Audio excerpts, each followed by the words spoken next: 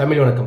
அண்ணா university மாணவி பாலியல் துன்புறுத்தல் விவகாரம் பெரிய பிரச்சனையாக மாறி தமிழ்நாடு முழுக்க ஆர்ப்பாட்டம், போராட்டம், அதை அரசு கைது பண்ணுறதுங்கிற நிறைய பிரச்சனைகள் நடந்துட்டு இருக்கும்போது அரசு இதுக்கான எந்த பதிலும் தெரிவிக்கல. மௌனம் காத்துட்டே இருக்கும்போது எதிர்கட்சிகள் எல்லாம் சேர்ந்து யார் அந்த சார்னு ஒரு ஹேஷ்டேகை ட்ரெண்ட் பண்ணிட்டு இருந்தாங்க.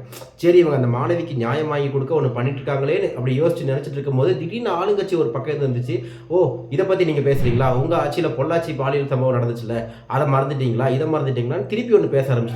இவங்க இந்த சண்டை போட்டுருக்க நேரத்தில் இன்னொரு நாய் இன்னொரு இடத்துல இன்னொரு பெண்ணை பாலியல் அத்துமீறல் பண்ணியிருக்கான். அவன் யாருன்னு தேடி பார்த்தா அவன் அதிமுகவோட ஒரு நிர்வாகி. உடனே ஆளுங்கட்சிக்கு அது ஒரு பூஸ்டாக போச்சு. அப்போ அதிமுக மட்டும் என்ன பண்ணுது பாருங்க, அவன் மட்டும் எப்படி இருக்கான்னு பாருங்க. ஸோ இப்போ இங்கே வந்து இந்த ஒரு பொண்ணை, ஒரு சின்ன பொண்ணை, ஒரு ஸ்கூலுக்கு போகிற பொண்ணை, இல்லை ஒரு குழந்தையோ கோயிலில் வச்சோ, ஸ்கூலில் வச்சோ, காலேஜில் வச்சோ இவனுங்க பாலியல் வன்புறவு பண்ணதோ, இவங்க கற்பழிக்கிறதோ இவங்களுக்கு பிரச்சனை இல்லை. அவன் எந்த கட்சிக்காரன்றதான் இவங்களுக்கு பிரச்சனை.